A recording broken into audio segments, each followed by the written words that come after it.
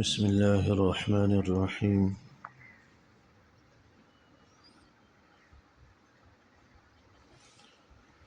وعن أبي هريرة رضي الله تعالى عنه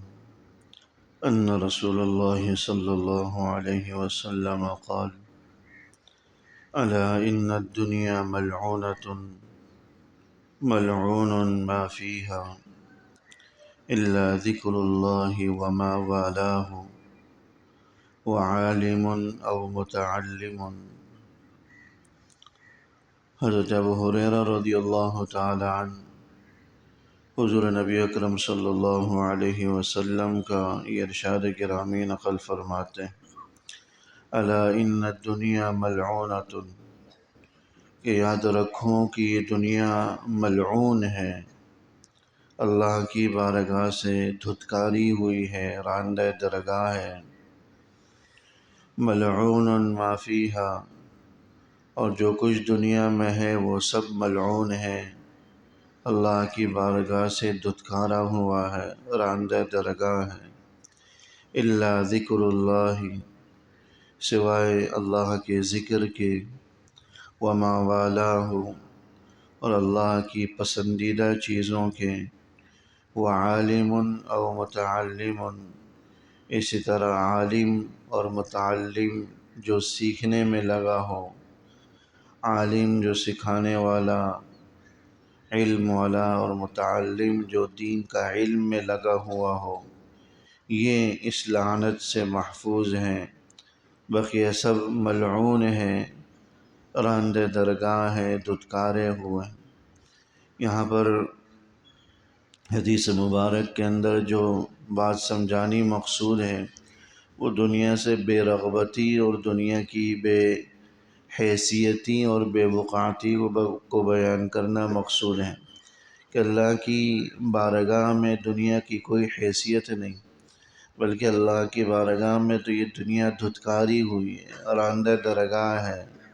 ملعون، لعنت کا مطلب ہوتا ہے جس کو دھتکار دیا گیا ہو، جس کو دور کر دیا گیا ہو، جس کو رحمت سے محروم کر دیا گیا ہو۔ جیسا کہ شیطان پر لعنت پڑی تو وہ بھی اللہ کی بارگاہ سے دھتکارا ہوا تھا۔ تو دنیا کے بارے میں فرمایا کہ دنیا یہ اللہ کی بارگاہ سے دھتکاری ہوئی۔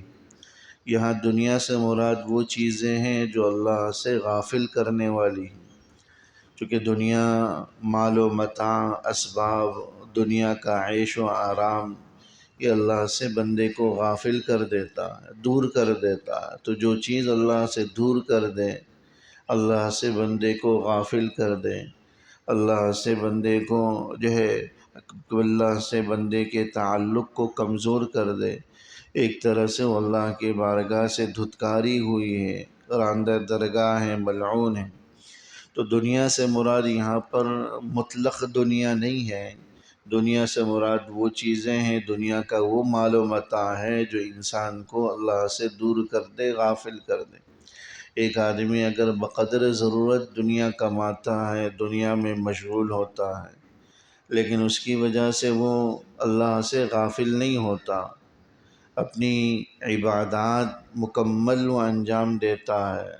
تو یہ لعنت والی چیز نہیں ہے، یہ ملعون نہیں ہے، بلکہ یہ تو خیر کا باعث ہے۔ بلکہ اللہ کے دیے ہوئے مال میں سے وہ اللہ کے راستے میں خرچ کرتا ہے، اس کی زکوٰۃ، صدقات نکالتا ہے، معاونت، مدد کرتا ہے، تو اس کو تو خیر کی چیز بیان فرمائی گئی ہے حدیث میں، تو یہ خیر کی چیز ہے، یہ تو بھلائی والی چیز ہے۔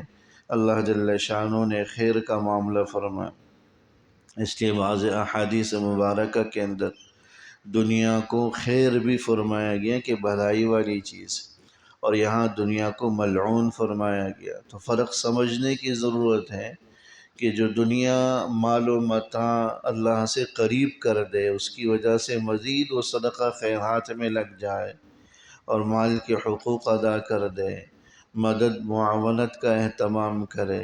تو یہ مال اس کے لیے خیر کا باعث بن جاتا ہے، اللہ سے تعلق کی مضبوطی کا باعث بن جاتا ہے۔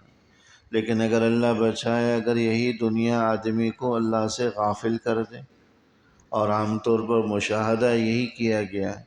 جب فراوانی آتی ہے تو انسان مست ہو جاتا ہے، اپنی دنیا میں مشغول ہو جاتا ہے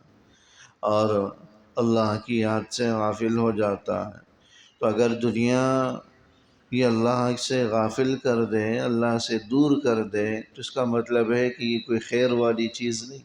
یہ تو بھلائی والی چیز نہیں ہے۔ فرمایا کہ ایسی دنیا یہ ملعون ہے، یہ دھتکاری ہوئی ہے، ملعون ما فیہا، اور دنیا کی ایسی تمام چیزیں جو اللہ سے غافل کر دیں، اللہ سے دور کر دیں، اللہ سے تعلق کو کمزور کر دیں، وہ بھی دھتکاری ہوئی چیزیں ہیں۔ ایسی چیزوں کے اندر بھی کوئی خیر نہیں، کوئی بھلائی نہیں، الا ذکر اللہ، ہاں جو اللہ سے تعلق کو بنانے والی چیزیں ہیں، اللہ کا ذکر ہے، وما والہ، اللہ اس کے رسول کی پسندیدہ چیزیں ہیں، عبادات، طاعات، صدقہ و خیرات، نماز، حج، زکوٰۃ، اللہ کی پسندیدہ چیزیں ہیں، یہ اس لعنت سے محفوظ ہیں۔ وعالم، وہ صاحب علم جو اپنے علم کی نشر و اشاعت میں لگا ہوا ہے، دین پھیلانے میں لگا ہوا ہے، یہ بھی اس لعنت سے محفوظ ہے۔ یا متعلم ہے جو سیکھنے میں لگا ہوا ہے، ابھی سیکھ رہا ہے، تعلیم حاصل کر رہا ہے، وہ بھی اس لعنت سے محفوظ ہیں۔ تو جن چیزوں کو اللہ کے ذکر، اللہ کی پسندیدہ چیزیں، صاحب علم اور متعلم، سیکھنے والا، چونکہ یہ اللہ سے جڑے ہوئے ہیں، اللہ سے تعلق قائم کیے ہوئے ہیں، اس لیے ان کو لعنت سے محفوظ قرار دیا گیا۔ باقی ساری چیزیں جو اللہ سے تعلق کو ختم کر دیں، اللہ سے دور کر دیں، اللہ سے غافل کر دیں، اللہ سے تعلق کو کمزور کر دیں، ہماری عبادات، طاعات کو کمزور کر دیں، یہ سب قابل لعنت ہیں، دھتکاری ہوئی ہیں، اور ایسی ساری چیزیں بھی دھتکاری ہوئی ہیں، قابل لعنت۔ اللہ جل شانہ ہمیں صحیح سمجھ نصیب فرمائے۔ ربنا تقبل منا انك انت السميع العليم وتب علينا انك انت التواب الرحيم، وصلى الله تعالى على خير خلقه محمد وآله وصحبه أجمعين، آمين برحمتك يا